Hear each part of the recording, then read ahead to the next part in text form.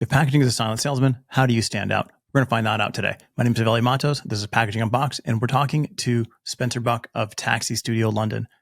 He's going to take us from brief to shelf. And here's what you're going to get in this episode. We're going to talk about pricing. How do you begin to put a price on packaging design? Are you charging for experience? Are you charging for the work? Or are you charging for the value? We're going to tell you how I did it when I first got started. We're going to talk to you about how Spencer's doing it today. We're also going to get into the 3 C's of building an audience and building an agency, what it means, and how it can help you go from freelancer to full agency that's developing packaging for amazing brands that are not only beautiful, but also memorable. Then we're going to get into the art and science of packaging design and how to make it memorable. You want that consumer to walk down the aisle, see your packaging. If they pick it up, amazing. If they don't, the next time they see it, they're going to remember it, and they're always going to have that stuck in their head. So how do you create packaging that's memorable to you? Think of the last packaging you saw that was really memorable. Tiffany's, Apple, Snickers. There's a ton out there that you see and you know instantly. Before we get started, I want to thank you so much for watching. Do me a favor, hit that subscribe button, hit the bell, and let's get to the show with Taxi Studio. All right, so today on Packaging Unboxed, we've got Spencer from Taxi Studio. Spencer, man, how's it going? Very good, thank you, Video. Very good. How are you? Thanks for inviting me. Yeah, man, this is cool. I've seen your work. I think everybody's kind of seen Taxi Studio's work out there. So I was really excited to have you on here.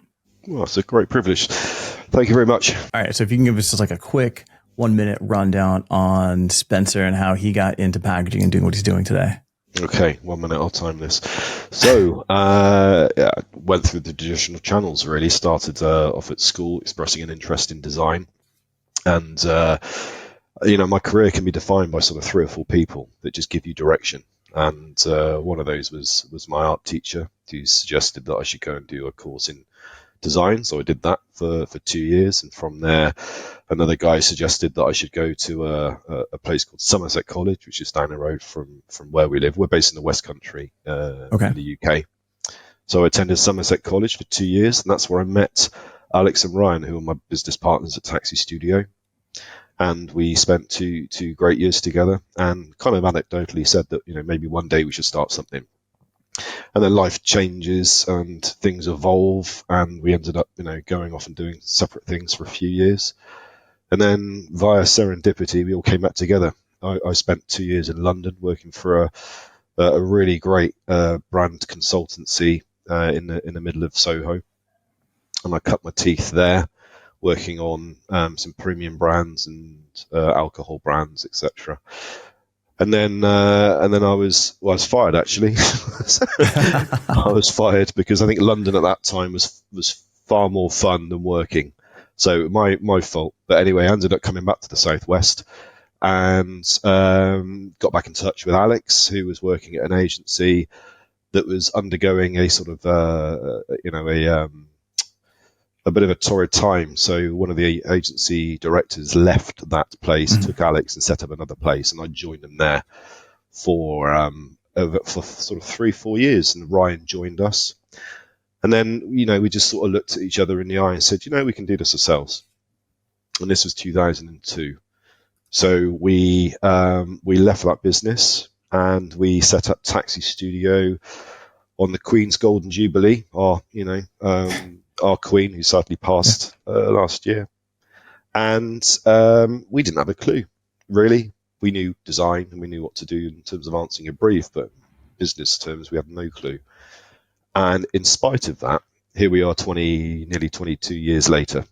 That's crazy. And we're still very, very good friends, still the best of friends. So for me, that's the biggest achievement, actually. When you go into business with somebody, they always say never partner with your friends or family.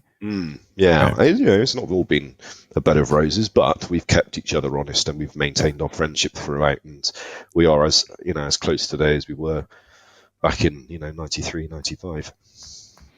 Yeah, you don't see a lot of students today like going out and like launching their own studio or kind of doing the freelance thing. Although, if you're on YouTube or Instagram or any of the social media, there's always some expert there's like, they're sliding over their Ferrari and they're like showing all the cash and like, this is how I did it, pay me $1,000 to learn how I did it.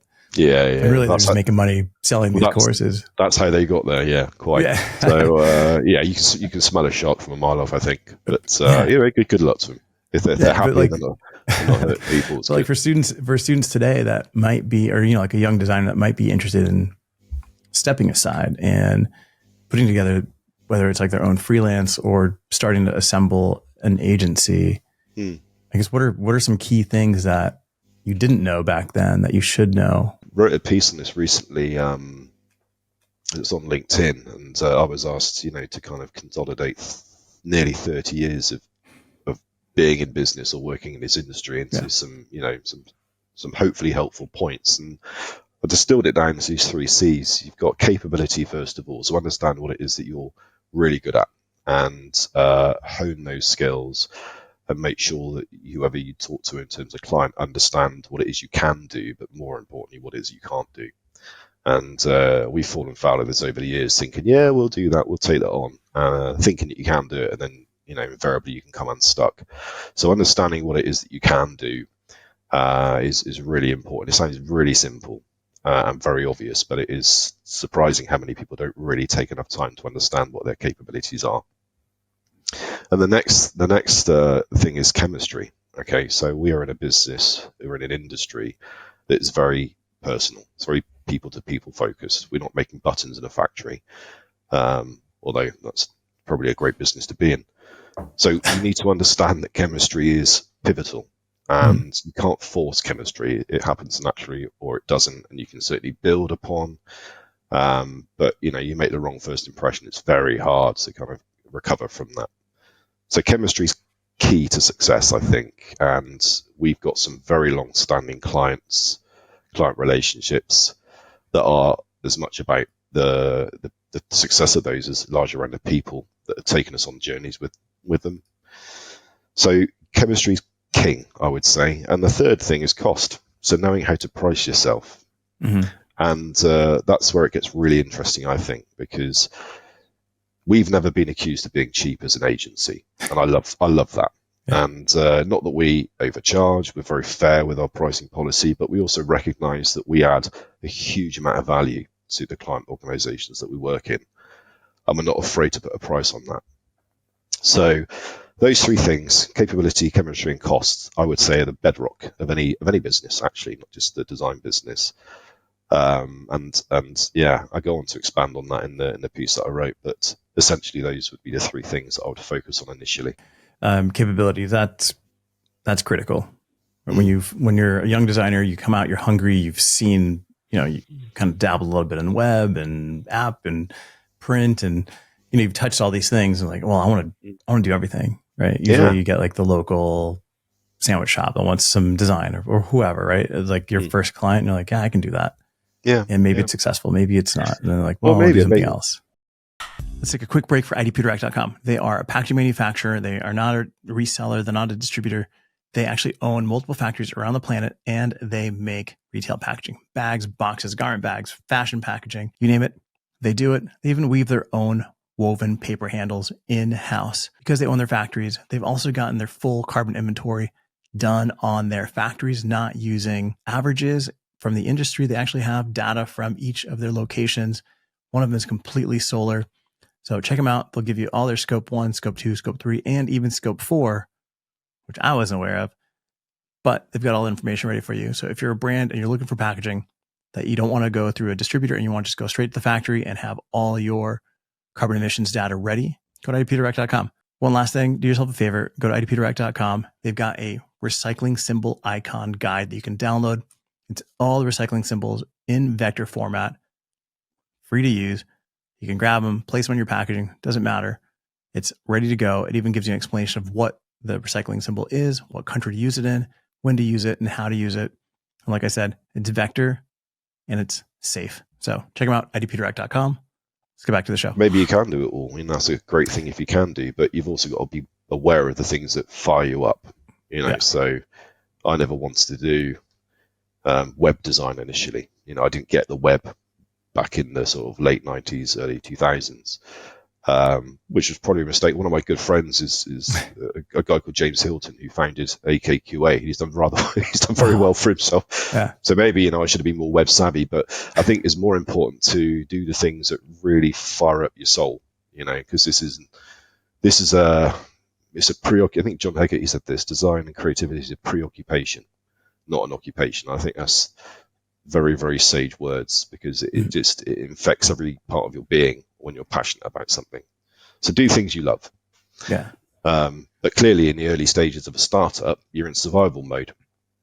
So the temptation would be to take on anything to pay the bills. But we did that for a while, and I think that held us back a lot. Yeah, it's important to find what you love doing and kind of focus and just kind of do that. And then there's the chemistry part of it. Can't really help you there. Either you got a good personality or you don't, right? And even with a bad personality, you're going to find clients that are like, oh, I like this guy, right? Yeah, exactly. I think you don't have to be, a comedian or a raconteur. You just have to be to be yourself, be a nice person. The world has got a shortage of kindness, and being an arsehole can get you far. But my measure of success is the way you make people feel. And that is, for me, much like the friendship that I've managed to maintain with Alex and Ryan, that's really the most important thing, because success is actually just defined by the people that want to hang with you, for you, and not so much whether you're driving a Ferrari or your house is a mansion with 3 swimming pools and stuff. That's just stuff.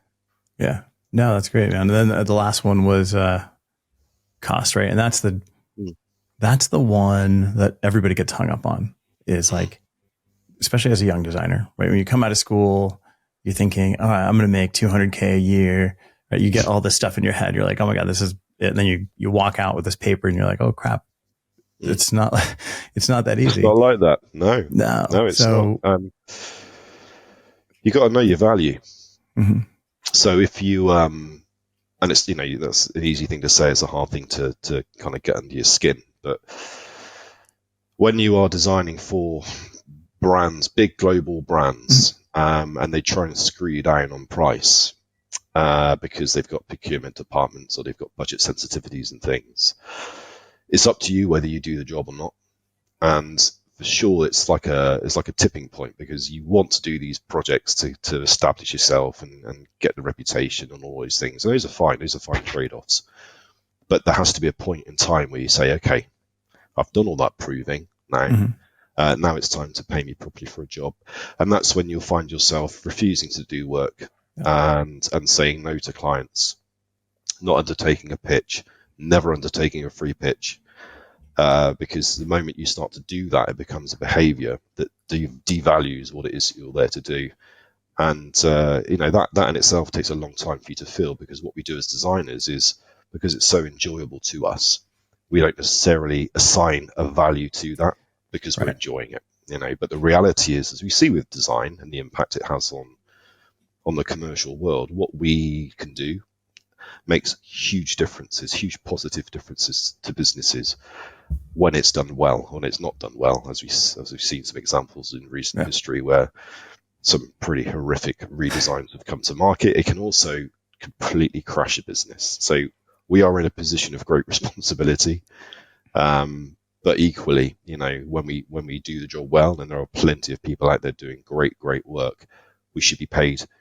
We should be paid appropriately for that work, because it makes huge positive differences to the bottom lines of many organizations globally. When I came out of school, one of my mentors was like, I asked, like, all right, what's the best way for me to bill? And they're like, there's a lot of different ways to bill. You can bill on value, you can do all these things, but you're just starting out. So I'm going to make it super easy. I'm like, all right, well, what's the secret? How do you bill easily? And she's like, what's your rent? What's your car payment? Right. Put together the things that you've got to cover, and that's your minimum for that first project of the month, right? You need to cover these costs, otherwise you're going to drive yourself crazy. Yeah. I'm like, oh, it's like, but I've got an illustration, and my stuff was like, I don't know, my rent and everything was probably like $3,000 a month plus car and, everything else. She's like, all right, charge $3,000. She's like, that's as easy as I can make it for you. Yeah. I mean, that's assuming that your competition isn't charging, $2,000 or $8,000. Right. That's the thing. But that's the thing. We got to make a living, right? And the problem facing young people coming into the industry today, probably more than ever, is the thing you mentioned, the expectation. can far outweigh the reality. So you just got to get comfortable being comfortable with, the idea that you aren't going to get paid $200,000 straight off the bat, unless you are, extremely fortunate and extremely talented. Those people do exist, but they're few and far between. No, 100%. You've got to understand what it is you want out of life, right? And I think that that's the key. And it's taken me, I'm nearly 50. It's taken me a long time to learn this lesson. That the more money you earn, the happiness scale doesn't go alongside that. So I think it's just about getting comfortable with the things that you need in your life rather than the things you think you want. You can have a Lamborghini, but it's a car, man. It takes you from A to B in a shorter space of time than it would do a bloody Volvo or something. It doesn't matter. The thing is, like, are you enjoying what you're doing, right? Are you happy? And I kind of go, I'm going through the Taxi Studio website, right? taxistudio.co.uk. Dude, you guys are having a blast. Like, I'm looking at this and I'm seeing color. I'm seeing the Tim Hortons stuff. You're in the UK, but your clients aren't all in the UK, right? You're doing stuff for AHA. You're doing our clients aren't. We have very few UK clients. Actually, I would say 90% of what we do is outside of the UK.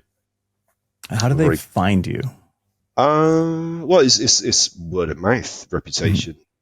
We spent 20 years building a business that has worked globally, more or less, from sort of not the get-go, but sort of 4 or 5 years in. Coca-Cola was our first kind of opportunity, I guess, to expand beyond the UK market. We started off doing own brand supermarket, private label, you call it in the States, right?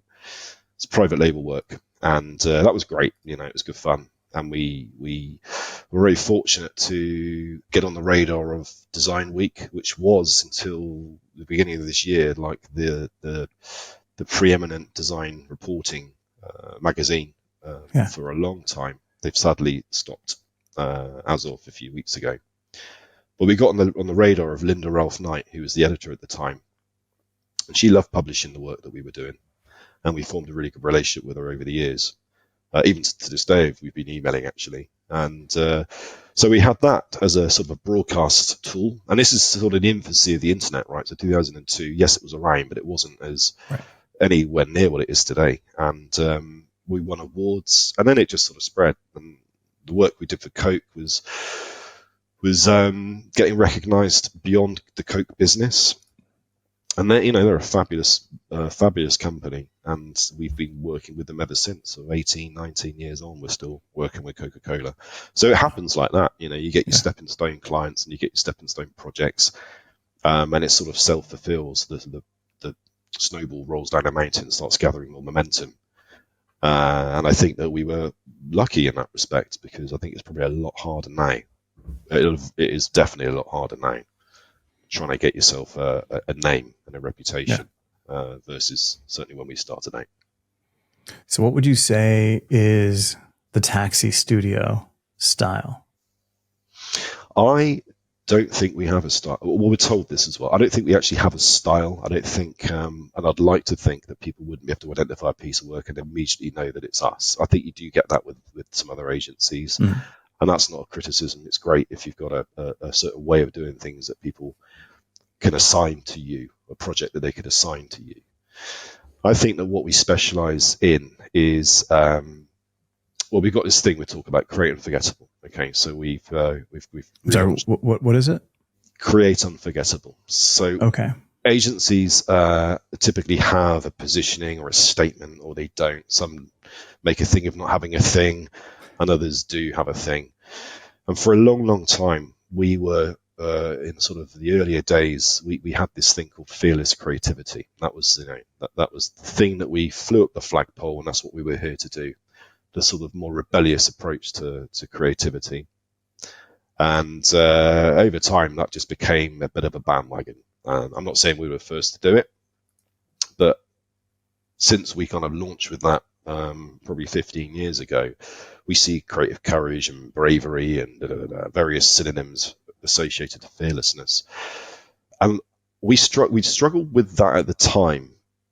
Not that others were doing a similar thing, but it's very hard to quantify what fearless creativity actually is. It's very hard to explain.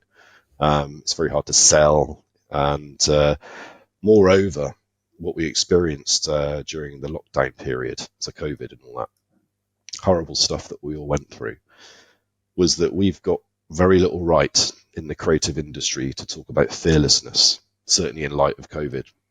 Yeah. So we thought it was disingenuous, and we should reserve those words to the people that truly are fearless, and they are societal heroes, right? They're not designers sat in the studio having fun. So we embarked on a painful process of sort of reappraisal. So what are we here to do, and why? What makes us get out of bed, and why would anyone care? How are we going to be relevant? Coming out of this awful period, assuming we all get out of this awful period. So we looked long and hard through 21 years of work, or actually it was sort of 18 years of work then. And the one thing that was the common denominator across all of that was the ambition to create work that was memorable and enduring, right?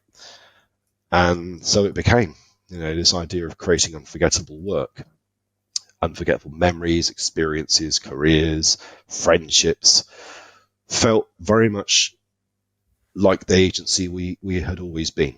And so therefore you think that would be job done. Mm-hmm. It wasn't, because if you're going to say something like that, you've really got to justify it, and you've got to put some weight behind it. So we totally re-engineered our business from top to bottom, bottom to top. We consulted with neurologists and behavioral psychologists and clients to really kind of understand what makes things memorable. And we reinvented our processes. We changed up staff. We created a new identity system, which is, no self-respecting repositioning goes without reappraising your brand identity. So we've got this, I think you asked the question when we were talking on email, this elephant character that we've got, who's in a cannonballing pose. Yeah. So in itself, hopefully, is a manifestation of, an unforgettable mascot, an unforgettable mark. And there's a story that goes behind that, which is we've created a book recently, which is being mailed out to friends of the business. So to answer your question as concisely as I can, I think the one thing that makes our work, or puts a signature behind our work, is the insight, the thinking, the passion that goes into that, with the ambition that it endures in the memory. If finding your spec data is a wild goose chase around your office, you've got a data problem. SpecRite is the only cloud-based management specification solution that every brand needs. Because if you don't spec right, you'll spec wrong. Let's talk packaging and process, right? So we're creating, or we're developing the branding and packaging and everything, the entire environment for a particular product.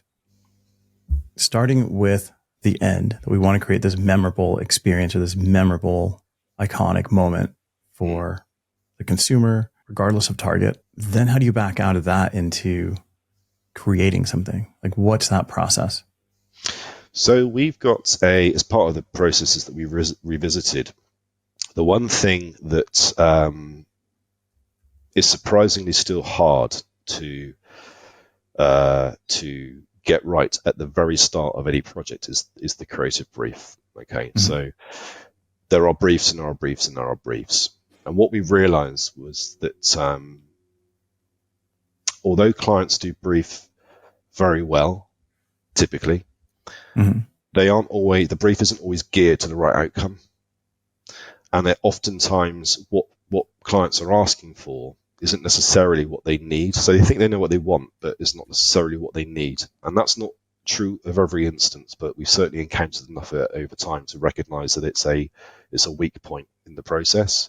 Mm-hmm. And considering it is the start of the process, we felt it was really important to put more rigor around that very important document that forms the contract between yourself and the client organization.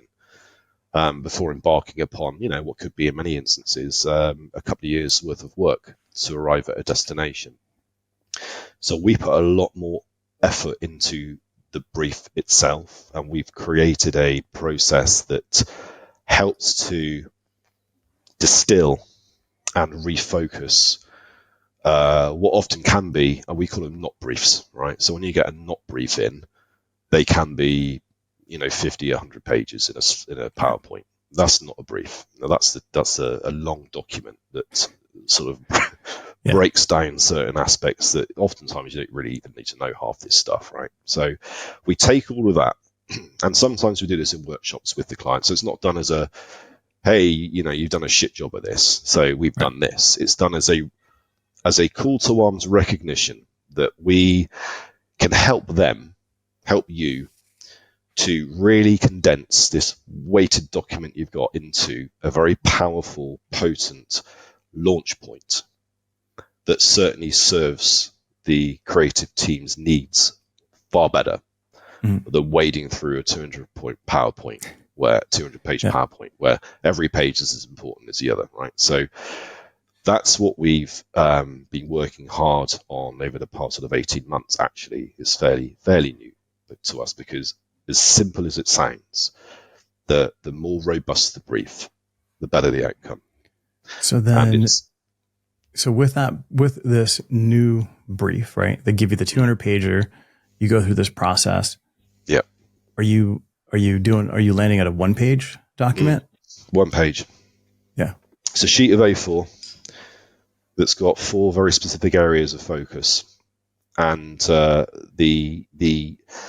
impact we're already seeing, not just in terms of the design team, okay, because designers, and I'm one of them, so I can self-deprecate, we don't work very, very well with words typically, and we just need to know what the problem is. Okay, so what is the thing we're actually trying to solve? And it can't be 20 different things, because that's not going to help anyone. What's the one thing that we are trying to solve? Because design's problem solving, right? So that we call the focus. So what's the focus? And then we've got the attention bit, right? So how are we going to grab the attention of the consumer? I hate using the word consumer, but we have to. So customers, people, right? So how are we going to get people's attention? What's unique or different or interesting about the thing that we're selling, be it product or service or whatever it is? What's the single thing, or it could be more, it could be a couple of things, that are really going to switch people's heads? And in the world of marketing and design, people obsess around reasons to believe, right? You might have heard of RTBs. What's the RTB for this? What's the RTB for that? We've changed the language slightly, and it's a very slight change, but it has a massive implication. Instead of focusing on reasons to believe, so I could believe that Lionel Messi is the world's greatest footballer, whether he is or isn't, I don't give a shit, right? So he might be the world's greatest footballer. I might believe that to be true, but do I care? No, I don't care. So changing reasons to believe to reasons to care, even though it's a slight change, you start to behave in a slightly different dimension, because you go from functional to emotional, right? And great design work makes you feel something. So early on in the process, we're focusing more on care and emotion than the left brain function, it's got 50% more vitamin C or whatever it be. So you've got focus and attention. The next bit is memories. Okay, now that is, of course, the wider ambition. We want to create work that endures, that people don't forget, because a lot of the things we need to do is build consistent brand equity over time. And that's not rocket science either. You just need to make sure that what you're doing is consistent and interesting, and you don't get distracted by tactics. You are on this particular journey. So with memories, it's really around semiotics, category codes. What are people going to be familiar with? Because we're in this mass age of disruption at the moment, right? Everyone's disrupting everything. Be it started off with the wine category, now the beer category, and fucking water categories next, and everything else. Right? So everyone's disrupting. The problem with that is when everyone disrupts, nothing's disruptive. So how do we go beyond that? So we need to make sure that we're baking in familiarity, okay? And that's whether you're doing something revolutionary or not. So that's the memory component. What things can we bake in that people will be reassuringly familiar? And you're in structure, right? So you remember Raymond Loewy, the famous designer, American designer, did the Studebaker, did the Shell logo, did all this stuff. He had this thing called MAYA, and it was that was an acronym, MAYA, and it's the most advanced yet acceptable. So how far can you push something, a design, a structure, a product, or whatever? How far can you push that? what can you do to make sure that it is still familiar? Because if you put an alien thing on a table, no one's going to know what to do with that, right? So that's why the iPhone's so successful, because it is intuitive and it is familiar, right? So that's the memory bit. The last bit is emotion. So we end up with what emotion do we want to extract or imbue with the customers, with the humans that we're dealing with, and that's the bit that is the end of the process, the end of the briefing document, if you like. But it's also the one that needs the most attention in the respect that we want to make people feel something. We might want to change a behaviour. We might want to, God knows, anything. Yeah. So when you start to really focus on emotion, which balances the reasons to care, then you start to get to work that isn't just pretty, although, designing things that are beautiful is important. It's not just pretty, it has a soul to it. There's depth beyond the pack or the product or whatever it is that can touch people's lives, right? And that sounds like a grand statement. Not everything we do touches people's lives. But it makes me think of like the meme, right? Where there's the lady in the middle of the grocery aisle and she's looking at a can of beans and she's like, I'm really looking for, I'm really looking for a can of beans that gives me the reason to believe. And it's like, consumers are just, as designers, we can look at I look through your website and I'm amazed and excited about a lot of the design there. You've got a ton of killer, cans for drinks and bottles. So much. Like I love the Carlsberg export. I think that's probably my favorite pack. Thank you. Yeah, that was a fun one. That. But as a designer, I can see the levels, I can see the texture, I can see the color, the decisions that went into some of this stuff. Does a customer, do they really get that same connection that we do in excitement? No. We all know designers walking through supermarkets. We take 5 times longer than anyone else. No, we don't fool ourselves that people are waiting for this new design. The job that we've got to do is to put stuff out there. Yeah. That of course captures people's attention. Okay, so you don't want to be invisible in any shelf fixture, but you want them to get a sense of this is for me, right? And when we say this is for me, we're talking about a vast spectrum of people. We all obsess around, demographics and Gen Z or X or Y or wherever we are currently in the alphabet now. We all obsess around this, but it's startling how much commonality there is within sets of people, and we target more attitudes than sort of demographics. So no, I'm not of the opinion that people obsess or notice every single thing we do, but it's some of the parts. It'd be awesome if they did, right? Wouldn't it? I know. Yeah. I love the typeface you went for on the bottom left-hand corner. No, this goes back to the emotional bit. You got to make them feel, and with export, I'm glad you picked on that particular one. The design before and the design after are very different. There wasn't a lot that we felt we needed to carry through from the previous design. Interestingly, it was a brand issue, not a product issue, as is often the case. So blind taste tests showed that export outperformed in blind taste tests the competitors. When the brand was introduced in the mix, suddenly the score went down. So that shows you the power of brand, right? Suddenly it affected your taste.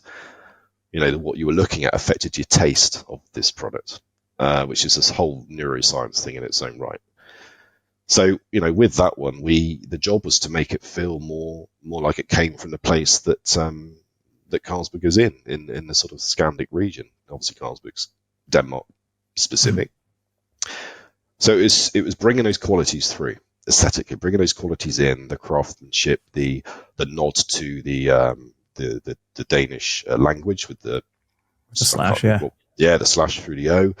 Which, if you pronounced it, that actual little device makes the sound ul, right? So it didn't make sense in the word mark, but the Danes loved it. They appreciated the humour that went into that actually, and the fact it's it's a tie back to your Ghostbusters poster.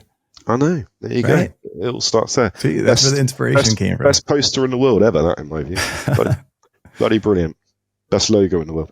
It's a solid logo for sure, right? I mean, you see that no matter where you see it, you know what it is. Exactly that. Yeah, exactly that. It's been a firm favourite of mine since I saw it in the cinema in 1984. Yeah, Love it, man. 1984. Yeah. Best Same. film ever. No, so all right. So then we've got export. It's really sleek, right? You've got a lot of space. You've created these lines in the label. You've got it in the glass.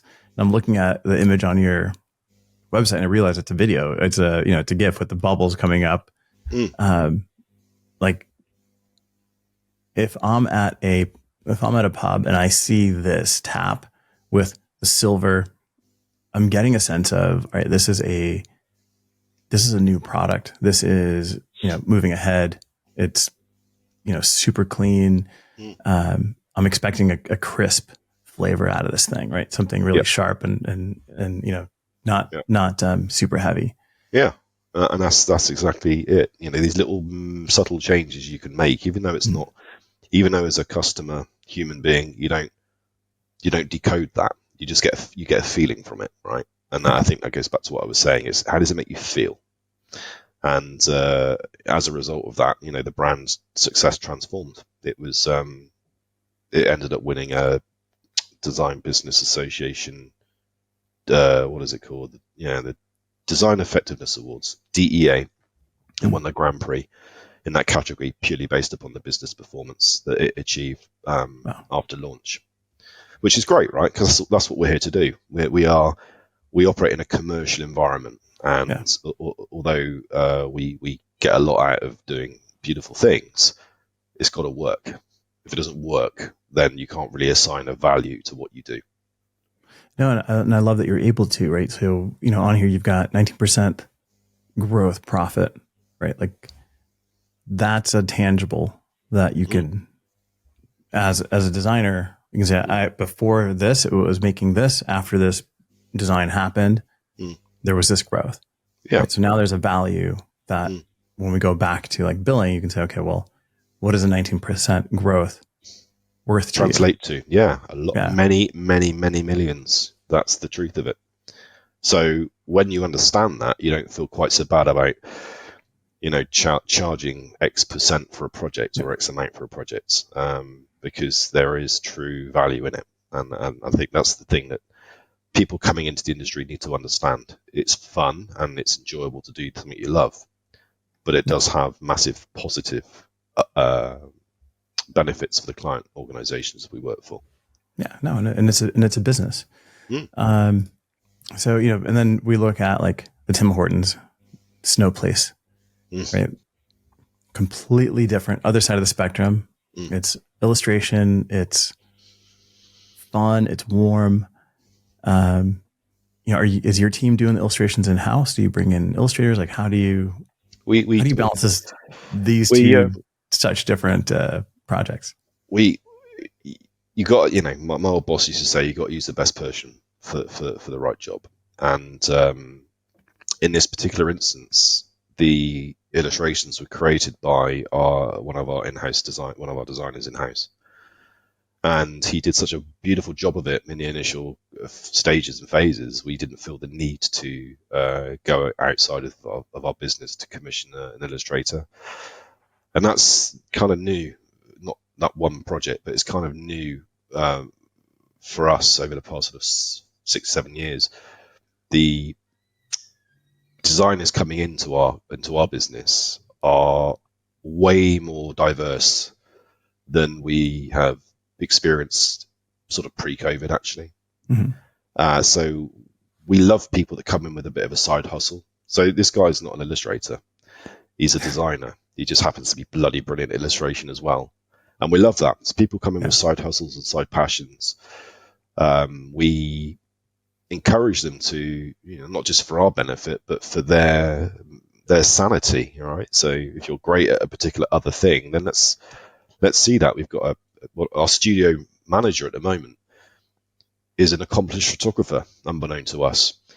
So he's set up a little photographic scoop in the studio, and he's going off doing some lovely shots for some of the projects. So these are lovely little things. When you really get to know people, you can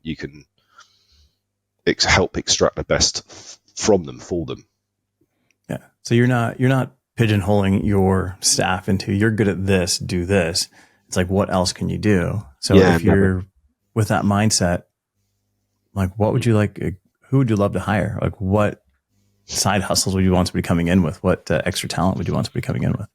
Well, it's anything in the creative realm. Mm-hmm. We've got, years ago, we had a designer that was with us from a junior, and they started to express interest in animation and motion. So we said, well, why don't you set it up? Why don't you do some stuff? And they stayed with us for a little bit, and then buggered off and set up their own agency, which Yeah. was wonderful. Yeah. So in terms of other talent, I think as long as you've got something that you do that you love that's creative, we'll always find a place for it. Okay. It's not being closed-minded. It would be foolish to do that. It's about understanding who's great at what. Just go back to capability, right? Understand what you're great at. And if it doesn't fit what we currently need now, we'll find things that you can do, project-related ththings that you can do, or even extracurricular things that you can do to satisfy that need. Yeah. No, I mean, I love this Tim Hortons program. Thank you. The two color overlapping effect. The heart thing. Yeah, I mean, and it's the heart, and I'm looking at like the bear, like the scarves is a overprinting effect. From a technical standpoint, it's a lot of fun, right? It's just showing doing more with less. Yeah. So definitely, if you're listening to this, check this out. If you're watching this, you're gonna see it because it's awesome. I love this illustration combination. The hearts is really cool. Now, if we kind of just going back to cans, I've designed some cans. I think the first can I designed, I realized I didn't know anything about can printing. Right? There's there's so many limitations in the print process. Yeah. So when you're working in the design development part of these aluminum cans, what are some of what's something that most designers don't know about? Like, what's the biggest challenge with designing for aluminum cans? It's the assumption that you can put any design on a can, and we've made that mistake in the early years. The aluminium can printing process is quite a thing to get your head around. Actually, there's, to my knowledge, and it's been a while since I've actually had to get involved in the artwork side of stuff, but to my existing knowledge, which may be a few years out of date now, the methodology is called dry offset. Okay, so it's spun onto the cans are all moving, and then it gets printed, and then it has to dry, and then it goes into the next station. As a consequence, the colours don't sit on top of each other like they do in traditional litho. They sit side by side. So you'll never achieve a photorealistic image on a can printing it in that method.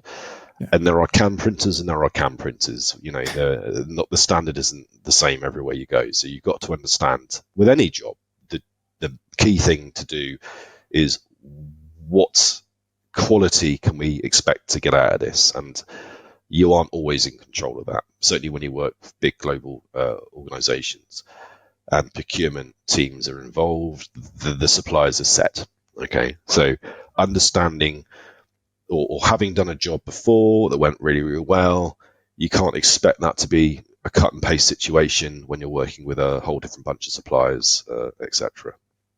So understanding the print limitations is absolutely fundamental. You can do, more pictorial printing on cans. That is possible, and that's a process that's called wet on wet printing, as far as I understand.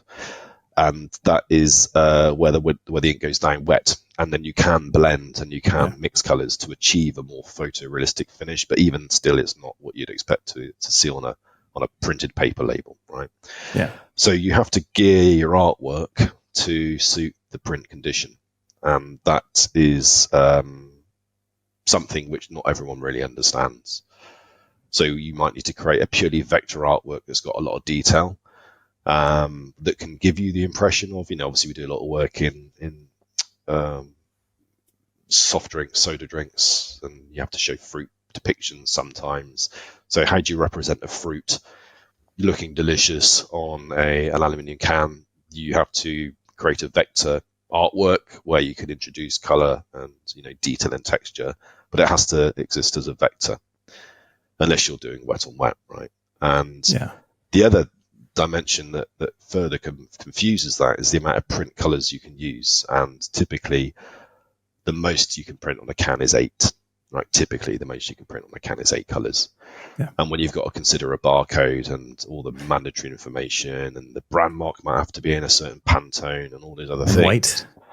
White, yeah. Do you use a white substrate can or a silver substrate can? Do you use semi-transparent inks or solid opaque inks? What finishes the can? Is it matte? Or, all these different options are available to you. You can emboss cans. You can do thermochromic inks and all this kind of stuff. But you run out of ink. You run out of inks pretty you do, damn real fast. Quick. Yeah, real quick. And that's is when you're printing in litho form, CMYK covers every sin, right? You can do whatever you need, really. Yeah. But you can't do that in can printing. So the more simple, the better. Yeah, and I'm looking at the AHA sparkling water cans, right? I mean, you've got there's fruit, and and I'm looking at the grape, right? So the grape is, you got purple, you've got a red, you've got a shadow, and you have a highlight. So just in that alone, there's already 4 colors. Yeah, right. Exactly. And then you've got white bubbles. That's another color. Yep. Yeah. So you run out super fast. You do run it super fast, and there is many a scare story of people that have come unstuck. Because clients won't correct it. They won't know. They're expecting you to know. If you've got a good production partner, then hopefully if that's a mistake, that'll get caught. But it's a lot of trial and error. You get to know about these things by fucking up. You just hope that it doesn't cost you a great deal of money if it does go wrong. Yeah. No, of course. I mean, and it kind of goes back to what we said earlier is, starting at the end, before you even begin designing, right? Yeah. Who's producing it? What are the limitations? And those guys are super happy and willing to give you an education. Pretty much to make them better. All the time. Yeah. Because a bad job doesn't reflect well on them, even if it's their fault or not. We called it the final 5% at Taxi Studio. We very rarely, well, in fact, never, would walk away from a project at the end of artwork handoff, right? We urge the clients to keep their engagement with us, unless they've got other partners that are expert in it, to ensure that we're there at the press pass. We're there for the sort of final artwork files, and all the other gubbins, mandatory information gets imposed on it. We're there to obsess around that as well. Because back a pack can make or break a great pack. And we obsess around all of those little bits, because a pack is an experience that's the experience in 3 dimensions, okay, isn't it, as you know? So to do a beautiful front and ignore the back of the pack is something that we would never tolerate. So the final 5% is there to ensure that what you get in your hand at the end of the process is what you hoped it would be. And the green isn't now a yellowy color, or for instance, the size of the type that you've opted for has filled in a little bit, so print trials are critical. If the client can invest in a print trial, that really helps take a lot of anxiety out of the process. But by being present in print runs, print passes, press passes, etc., gives you the confidence to sleep at night knowing that it's going to look great on the shelf. Being a part of the process after handoff is critical. A lot of times brands are like, well, just give us the stuff, we'll take care of it. Yeah. And then when you see it on shelf, you're like, I wish. Well, that's the thing. And the funny thing is the clients do that too when they realize that there's a mistake or something has not quite happened. But it's because things are typically siloed, and that's cool to a point. But it's almost like, I've got kids of a certain age, and, you raise them and you care for them and you nurture and you feed them. And then at one point they're going to fuck off out that door, and you're not going to have much involvement. It's a little bit like that. Once your babies leave the nest, when your designs leave the nest, it's lovely to know or think you can have some influence to make sure that they get home safely. Yeah, no, 100%, man. As we start wrapping up here, Spencer, I'm just gonna run down some quick questions for you, just to get your feedback on some of the stuff. All right, so if budget and time was no object, what product packaging would you redesign? Right, doesn't have to be an existing customer. What would you want to be redesigning? Do you know, I always find those questions very hard to answer, because I don't harbour a particular desire to do any particular project, if I'm honest with you. For me, it's always about the people that you work with. And, because I could say I want to redesign, I don't know, I won't pick a brand in case we're talking to, say I pick a project or pick a brand off the shelf. The brand managers, the company organization, they could be complete arseholes, right? So even if we did a great job of that particular thing, the whole thing would be marred by the fact you've had to deal with arseholes for the past 18 months or whatever it is. Yeah. And the problem with that is that it infects the entire organization, it infects your business. When you're dealing with people that are unreasonable, that bend your staff out of shape, that make you feel like you're doing a crap job, they're not the kind of people you want to be working with. You want to be working with people that value you, understand what it is that you do, and why they want to partner with you to do something. It's like when you're invited to a pitch. We always say, why have you invited us to a pitch? If they can't answer that question, right, then we know that we're just cannon fodder, right? So I don't think for me in particular, it's about any particular brand, any particular thing. It's just about working with lovely people. Yeah. Oh, that's cool. All right. So if you're lovely people, then reach out to Taxi, right? Yeah, for an arsehole. Yeah, if you're, don't even bother. there's not enough time to work with assholes. Quite right. Yeah. All right. So what's the coolest packaging? What's the most memorable packaging that you've experienced in the last year? Nothing you've designed, but something you've reached for at the shelf, and you're like, oh my God, this is cool. That's actually easier to answer, and it wasn't. There's a brand called Finisterre.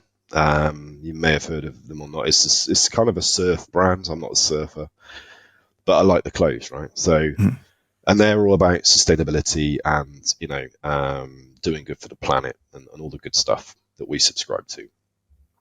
So I bought a pair of shorts. It was last year, and it came through the post. It was an e-commerce purchase. Came through the post in a paper bag, and I thought that's a good start. Open a paper bag, and the shorts are wrapped in a plastic thing, right? And I was like, what have you done? Yeah. You completely undermined your reason for being by putting these shorts in a plastic bag within a paper bag. And I was really disappointed until I noticed that this plastic bag was actually made from a special polymer that dissolves in water. I think it's called Aquapack or something like this, right?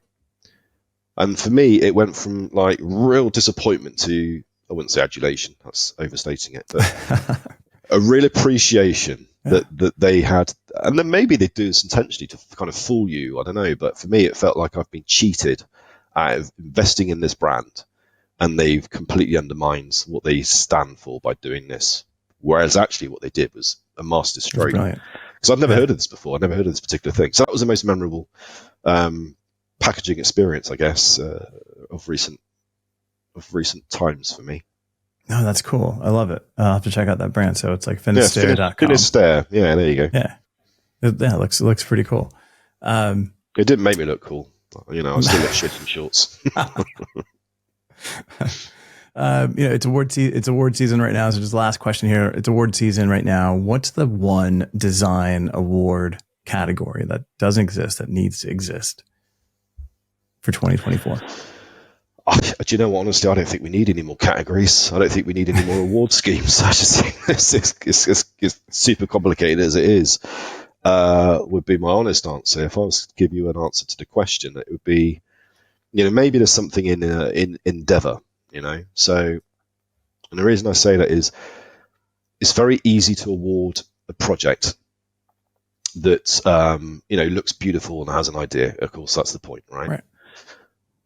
But if you're doing that for a small little company, that's not to diminish small little companies. We are one, right? But if you're doing it for a small organization where you've got more or less carte blanche or whatever, that's very different to designing for a massive global giant with multiple stakeholders and multiple stage gates and research and all that other stuff. So both pieces of work are equally brilliant, let's say, but for different reasons.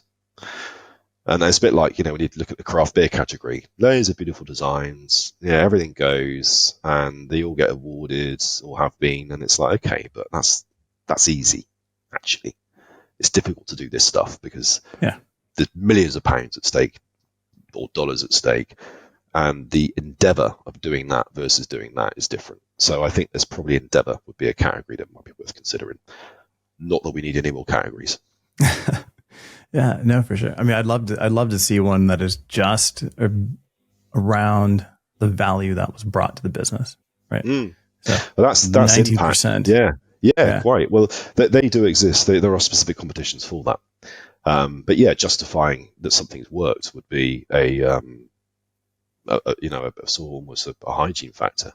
Yeah, because having a icon on a website that I've won this award for the customer. For somebody looking for packaging or for design, they don't necessarily know what that means, right? But having something that's like, this was awarded for this, verifiable. Yeah. I mean, people... that's what matters to them.